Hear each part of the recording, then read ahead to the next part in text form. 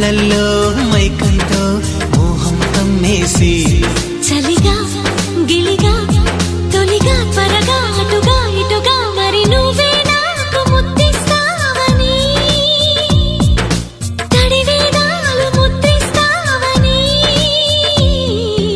నమ్మడానికి ఎంత బాగుందో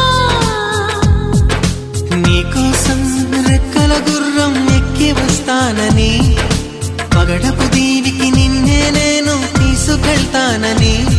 ఇక ఏ నాటికి అక్కడే మనము ఉంటామని నమ్మడానికి ఎంత